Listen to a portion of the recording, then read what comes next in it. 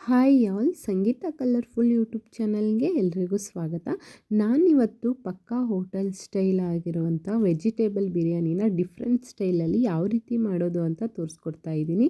ನಿಜವಾಗ್ಲೂ ತುಂಬಾ ಚೆನ್ನಾಗಿರುತ್ತೆ. ಒಂದು ಸರಿ ನಾನು ಹೇಳೋ ರೀತಿ ಮಾಡಿ ನೋಡಿ. ನಿಮ್ಮ ಮನೇಲೂ ಕೂಡ ಎಲ್ಲರೂ ಖಂಡಿತವಾಗ್ಲೂ ತುಂಬ ಇಷ್ಟಪಟ್ಟು ತಿಂತಾರೆ. ಬನ್ನಿ ಇದನ್ನ ಯಾವ ರೀತಿ ಮಾಡೋದು ನೋಡ್ಕೊಂಡು ಬರೋಣ. ನಾನು ಮೊದಲಿಗೆ ಒಂದು ಮಸಾಲೆ ರೆಡಿ ಮಾಡ್ಕೊಳ್ತಾ ಇದ್ದೀನಿ. ಅದಕ್ಕೆ ಅರ್ಧ ಟೀ ಸ್ಪೂನಷ್ಟು ಸೋಂಪು, ಅರ್ಧ ಟೀ ಸ್ಪೂನಷ್ಟು ಧನಿಯಾ ಕಾಳು, 2 ಏಲಕ್ಕಿ, 3 ಲವಂಗ, ಅರ್ಧ ಇಂಚಷ್ಟು ಚಕ್ಕೆ, 4 ಗುಂಟೂರು ಮೆಣಸಿನಕಾಯಿ, 5-6 ಆಗೋಷ್ಟು ಕಾಳು ಮೆಣಸು, 1 ಗೆಡ್ಡೆ ಆಗೋಷ್ಟು ಬೆಳ್ಳುಳ್ಳಿ, ಅರ್ಧ ಇಂಚಷ್ಟು ಶುಂಠಿ ಹಾಗೂ ಕಾಯಿಯಲ್ಲಿ 1/4 ಹೋಳಷ್ಟು ತೆಂಗಿನಕಾಯಿ ತುರಿ, ಅರ್ಧ ಹಿಡಿಯಷ್ಟು ಕೊತ್ತಂಬರಿ ಸೊಪ್ಪು, ಅರ್ಧ ಹಿಡಿಯಷ್ಟು ಪುದೀನ ಸೊಪ್ಪನ್ನು ಇನ್ನಿಷ್ಟನ್ನು ಹಾಕ್ಕೊಂಡು ಫಸ್ಟು ರುಬ್ಬಿಟ್ಕೊತಾ ಇದ್ದೀನಿ. ಸೊ ಈ ಇದೇನು ಮಸಾಲೆ ರುಬ್ಬಿಟ್ಕೊತೀವಲ್ವ, ಸೊ ಇದೇ ಮೇನು ಈ ಬಾತಿಗೆ ಬೇಕಾಗಿರೋದು. ಸೋಂಪು, ಧನಿಯಾ ಕಾಳು ಅದೆಲ್ಲ ಸ್ಪೈಸಸ್ ಹಾಕಿದ್ರೇ ಟೇಸ್ಟು ತುಂಬ ರುಚಿಯಾಗಿ ಬರುತ್ತೆ. ಒಂದು ಸರಿ ನೀವು ಖಂಡಿತವಾಗ್ಲೂ ಮಾಡಿ ನೋಡಿ.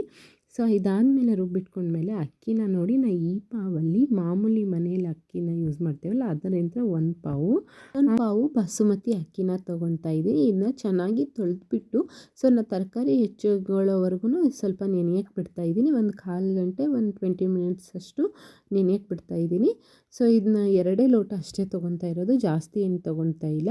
ಆಮೇಲೆ ತರಕಾರಿ ಅಂದರೆ ನಾನು ಇವಾಗ ಸೋಯಾ ಚಂಕ್ಸ್ ಹಾಕ್ಬಿಟ್ಟು ಮಾಡ್ತಾಯಿದ್ದೀನಿ. ಸೋಯಾ ಚಂಕ್ಸ್ನ ನಾನು ತೊಳೆದ್ಬಿಟ್ಟು ಬಿಸಿನೀರಲ್ಲಿ ನೆನೆ ಹಾಕಿ ಇಟ್ಕೊಂಡಿದ್ದೀನಿ. ಆಮೇಲೆ ತರಕಾರಿ ನಾನಿವತ್ತು ಬೀಟ್ರೂಟು, ಗೆಡ್ಡೆಕೋಸು, 1 ಕ್ಯಾರೆಟು, ಆಮೇಲೆ ಬೀನ್ಸು, ಸೊ ಇಲ್ಲಿ ತೋರಿಸಿಲ್ಲ, ಆಲೂಗಡ್ಡೆನೂ ಹಾಕ್ಕೊಂಡಿದ್ದೀನಿ, ಇಲ್ಲಿ ತೋರಿಸ್ತಾ ಇಲ್ಲ. ಸೊ ಅದಾದಮೇಲೆ ಬಟಾಣಿ ಹಾಕ್ಕೊತಾ ಇದ್ದೀನಿ, 1 ಹುಳಿ ಟೊಮೊಟೊ, 4 ಮೀಡಿಯಮ್ ಸೈಜ್ ಆಗೋಷ್ಟು ಈರುಳ್ಳಿನ ಉದ್ದುದ್ದ ಕಟ್ ಮಾಡಿ ಇಟ್ಕೊಂಡಿದ್ದೀನಿ. ಇನ್ನು ಸ್ಪೈಸಸ್ಸು ಸ್ಟಾರ್ ಹೂವು, ಲವಂಗ, ಮರಾಠೆ ಮೊಗ್ಗು, ಪಲಾವ್ ಎಲೆ, ಸಾಯಿ ಜೀರಾ, ಸೋಂಪು, ಹಾಗೆ ಕಸೂರಿ ಮೆಂತೆ, ಚಕ್ಕೆ, ಲವಂಗ ಅದೆಲ್ಲ ಇಟ್ಕೊಂಡಿದ್ದೀನಿ. ಇಲ್ಲಿ 1 ಟೇಬಲ್ ಸ್ಪೂನಷ್ಟು ಎಣ್ಣೆ ಹಾಗೆ 1 ಟೇಬಲ್ ಸ್ಪೂನಷ್ಟು ತುಪ್ಪನ ಹಾಕಿ ಸ್ಪೈಸಸ್ನ ಹಾಕ್ಕೊಂಡು ಸ್ವಲ್ಪ ಫ್ರೈ ಮಾಡಿ ಅದಾದಮೇಲೆ ಈರುಳ್ಳಿನ ಹಾಕ್ಕೊತಾ ಇದ್ದೀನಿ. ಈರುಳ್ಳಿನ ಏನಪ್ಪ ಅಂದರೆ ಚೆನ್ನಾಗಿ ಸ್ವಲ್ಪ ಕೆಂಪಗಾಗೋ ಥರನೂ ಹುರ್ಕೊಬೇಕು. ಸೊ ಕೆಂಪಗಾಗೋ ಥರ ಹುರ್ಕೊಂಡ್ರೆ ಬಾತ್ಗೆ ಒಂದು ಒಳ್ಳೆ ಪರಿಮಳ ಆಗಿ ಟೇಸ್ಟು ತುಂಬ ಚೆನ್ನಾಗಿರುತ್ತೆ.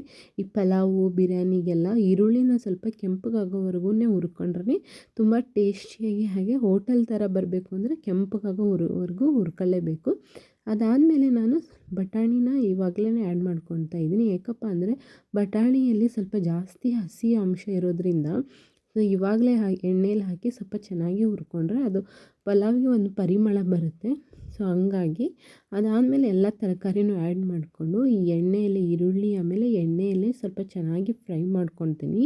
ಈ ಥರ ಮಾಡ್ಕೊಳ್ಳೋದ್ರಿಂದ ತರಕಾರಿ ಒಂಥರ ಚೆನ್ನಾಗಿ ಟೇಸ್ಟಿಯಾಗಿ ಬರ್ತವೆ, ತಿನ್ನೋಕ್ಕೂ ಒಂದು ಸ್ವಲ್ಪ ಬಾಯಲ್ಲಿ ರುಚಿಯಾಗಿರುತ್ತೆ. ಅದಕ್ಕೋಸ್ಕರನೇ ತರಕಾರಿನೆಲ್ಲ 3 ನಿಮಿಷ ಫ್ರೈ ಮಾಡಿ ಆದಮೇಲೆ ಸೋಯಾ ಚಂಕ್ಸ್ನ ನೆನೆ ಹಾಕಿಟ್ಕೊಂಡಿದ್ವಲ್ವ ಅದನ್ನ ನೀರನ್ನ ಹಿಂಡಿಬಿಟ್ಟು ಚೆನ್ನಾಗಿ ಸೊ ಇವಾಗ ಆ್ಯಡ್ ಮಾಡಿಕೊಂಡು ಸೊ ತರಕಾರಿ ಸೋಯಾ ಚಂಕ್ಸ್ ಎಲ್ಲ ಮಿಕ್ಸ್ ಆಗೋ ಥರನೂ 2-3 ನಿಮಿಷ ಚೆನ್ನಾಗಿ ಫ್ರೈ ಮಾಡ್ಕೊಬೇಕು. ಎಣ್ಣೆಯಲ್ಲೇ ಚೆನ್ನಾಗಿ ಫ್ರೈ ಮಾಡ್ಕೊಳ್ಳೋದ್ರಿಂದ ತುಂಬ ಟೇಸ್ಟಿಯಾಗಿ ಬರುತ್ತೆ ಅಂತಲೇ ಹೇಳ್ಬೋದು ಈ ಬಾತು.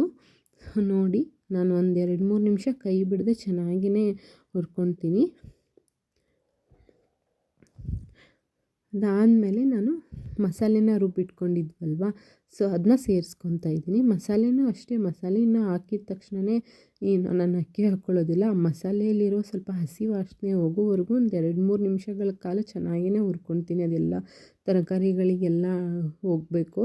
ಆ ರೀತಿಯಾಗಿ ಎಲ್ಲ ಚೆನ್ನಾಗಿ 2-3 ನಿಮಿಷ ಇದು ಮಾಡ್ಕೊತೀನಿ. ಖಂಡಿತವಾಗ್ಲೂ ನಿಮ್ಮ ಮನೇಲಿ ಇದನ್ನ ಟ್ರೈ ಮಾಡಿ. ಮಕ್ಕಳಂತೂ ತುಂಬಾ ಇಷ್ಟಪಟ್ಟು ತಿಂತಾರೆ. ಹೈ ಪ್ರೋಟೀನ್ ಅಂತಲೇ ಹೇಳ್ಬೋದು ಇದು. ಸೊ ಅದಾದಮೇಲೆ ನಾನು 1 ಹುಳಿ ಟೊಮೊಟೊನ ಸೇರಿಸ್ಕೊಳ್ತಾ ಇದ್ದೀನಿ. ಸೊ ಅದಕ್ಕೋಸ್ಕರನೇ ಒಂದೇ ಹಾಕ್ಕೊಳ್ತಾ ಇರೋದು. ಸೊ ನಾನೇನಪ್ಪ ಅಂದರೆ ಯೂಶ್ವಲಿ ಪಲಾವಿಗೆ ಬಾತ್ಗಳಿಗೆಲ್ಲ ತರಕಾರಿನ ಸ್ವಲ್ಪ ಜಾಸ್ತಿ ಹಾಕ್ಕೊಂಡು ಅಕ್ಕಿನ ಸ್ವಲ್ಪ ಕಡಿಮೆ ಹಾಕ್ಕೊಳ್ತೀನಿ. ಸೊ ಇವಾಗಲೇ ಏನು ಮಾಡ್ತಾಯಿದ್ದೀನಿ, ನಾನು ಪೂರ್ತಿ ಬಾತಿಗಾಗೋಷ್ಟು ಉಪ್ಪನ್ನು ಇವಾಗಲೇ ಆ್ಯಡ್ ಮಾಡ್ಕೊತಾ ಇದ್ದೀನಿ. 3 ಟೇಬಲ್ ಸ್ಪೂನಷ್ಟು ಉಪ್ಪು ಹಾಕ್ಕೊತಾ ಇದ್ದೀನಿ. 3 ಟೇಬಲ್ ಸ್ಪೂನಷ್ಟು ಈ ಬಾತಿಗೆ ಸಾಕಾಗುತ್ತೆ ನನಗೆ. ಸೊ ಅದಕ್ಕೋಸ್ಕರನೇ ನನಗೆ ಅಳತೆ ಗೊತ್ತಿರೋದ್ರಿಂದ ನಾನು ಹಾಕ್ಕೊತಾ ಇದ್ದೀನಿ. ನಿಮಗೇನಾದರೂ ಅಳತೆ ಗೊತ್ತಿಲ್ಲ, ನೀವು ಮೊದಲೇ ಸರಿ ಮಾಡ್ತಾಯಿದ್ದೀರಿ ಅಂತ ಅನ್ನೋದಾದರೆ ಸೊ ನೀವು ನೋಡಿಬಿಟ್ಟು ಟೇಸ್ಟ್ನ ನೋಡಿಬಿಟ್ಟು ಆಮೇಲೆ ಹಾಕ್ಕೊಳ್ಳಿ. ಫಸ್ಟು ಕಡಿಮೆ ಹಾಕ್ಕೊಳ್ಳಿ, ಆಮೇಲೆ ಸ್ವಲ್ಪ ನೋಡಿಕೊಂಡು ಹಾಕ್ಕೊಳ್ಳಿ. ಸೊ ಅದಾದಮೇಲೆ ನಾನು 1 ಟೇಬಲ್ ಸ್ಪೂನಷ್ಟು ಅರಿಶಿನ ಪುಡಿ ಹಾಕ್ಕೊಳ್ತಾ ಇದ್ದೀನಿ. ಅರಿಶಿನ ಪುಡಿನ ಹಾಕ್ಕೊಂಡು ಚೆನ್ನಾಗಿ ಮಿಕ್ಸ್ ಮಾಡ್ಕೊಂಡಾದಮೇಲೆ ನಾನು ನೆನೆಸಿಟ್ಟಿರ್ತೇನಲ್ವ ಅಕ್ಕಿನ, ಸೊ ಅದನ್ನ ಹಾಕ್ಕೊಳ್ತಾ ಇದ್ದೀನಿ. ಇದನ್ನ ಅಕ್ಕಿನ ಹಾಕ್ಕೊಂಡು ಏನಂದರೆ ಸರಿ ತರಕಾರಿ ಅಕ್ಕಿ ಎಲ್ಲ ಮಿಕ್ಸ್ ಆಗೋ ಥರ ನಿಧಾನವಾಗಿ, ಅಂದರೆ ಸುಮ್ಮನೆ ಕಲಿಸ್ಬಿಡ್ಬಾರ್ದು, ನಿಧಾನವಾಗಿ ಚೆನ್ನಾಗಿ ಮಿಕ್ಸ್ ಮಾಡಬೇಕು ಅಷ್ಟೇ.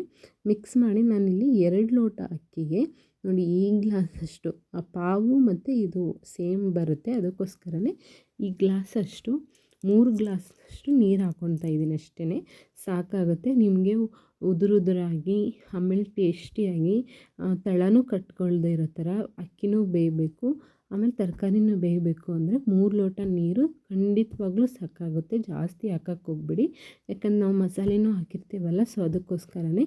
ತರಕಾರಿ ಆಲ್ರೆಡಿ 50% ಅಷ್ಟು ನಾವು ಎಣ್ಣೆಲೇ ಬೇಯಿಸ್ಕೊಂಡು ಬಿಟ್ಟಿರ್ತೀವಿ, ಸೊ ಅದಕ್ಕೋಸ್ಕರನೇ 3 ಲೋಟ ಅಷ್ಟು ನೀರು ಸಾಕಾಗುತ್ತೆ. ಸೊ ಇದಾದಮೇಲೆ ನಾನಿವಾಗ 1 ಟೇಬಲ್ ಸ್ಪೂನಷ್ಟು ಗರಂ ಮಸಾಲ ಹಾಕ್ಕೊಳ್ತಾ ಇದ್ದೀನಿ. ಯಾವ ಗರಂ ಮಸಾಲ ಆದರೂ ಓಕೆ, ನಾನು ಮನೇಲಿ ಮಾಡಿರೋ ಗರಂ ಮಸಾಲನ ಯೂಸ್ ಮಾಡ್ತಾ ಇರೋದು. ಅದಾದಮೇಲೆ 1 ಟೇಬಲ್ ಸ್ಪೂನಷ್ಟು ಕಸೂರಿ ಮೆಂತ್ಯ ಹಾಕ್ಕೊಂಡು 1 ಟೇಬಲ್ ಸ್ಪೂನಷ್ಟು ತುಪ್ಪನ ಹಾಕ್ಕೊಂಡು ಸ್ವಲ್ಪ ನಿಧಾನವಾಗಿ ಎಲ್ಲನೂ ಮಿಕ್ಸ್ ಮಾಡ್ಕೊಳ್ತೀನಿ. ನಿಧಾನವಾಗಿ ಮಿಕ್ಸ್ ಮಾಡ್ಕೊಂಡ ತಕ್ಷಣವೇ ನಾನು ಒಂದು ಕುದಿ ಬಂದ ಮೇಲೆ ಲಿಡ್ನ ಕ್ಲೋಸ್ ಮಾಡಿ ಬರೀ ಒಂದೇ ವಿಸಿಲ್ನ ಕೂಗಿಸ್ಕೊತಾ ಇದ್ದೀನಿ ಅಷ್ಟೇ. ಒಂದು ವಿಸಿಲ್ ಆದಮೇಲೆ ನೋಡ್ತಾ ಇರ್ಬೋದು ನೀವು, ಅಕ್ಕಿನೂ ಬೆಂದಿರುತ್ತೆ, ಆಮೇಲೆ ತರಕಾರಿನೂ ಬೆಂದಿರ್ತವೆ. ಖಂಡಿತವಾಗ್ಲೂ ತುಂಬ ಚೆನ್ನಾಗಿ ಬಂದಿದೆ ಬಾತು. ನೀವು ಕೂಡ ಒಂದು ಸರಿ ಮಕ್ಕಳಿಗೆ ಈ ಥರ ಕೊಡಿ, ತುಂಬ ಅಂದರೆ ತುಂಬ ಇಷ್ಟಪಡ್ತಾರೆ. ಈ ಬಾತ್ ಏನಂದರೆ ನಾನು ತೀರಾ ಕಡಿಮೆ ಅಕ್ಕಿ ಹಾಕೋದು, ವೆಜಿಟೇಬಲ್ಸ್ನೆಲ್ಲ ಸ್ವಲ್ಪ ಜಾಸ್ತಿ ಹಾಕ್ತೀನಿ.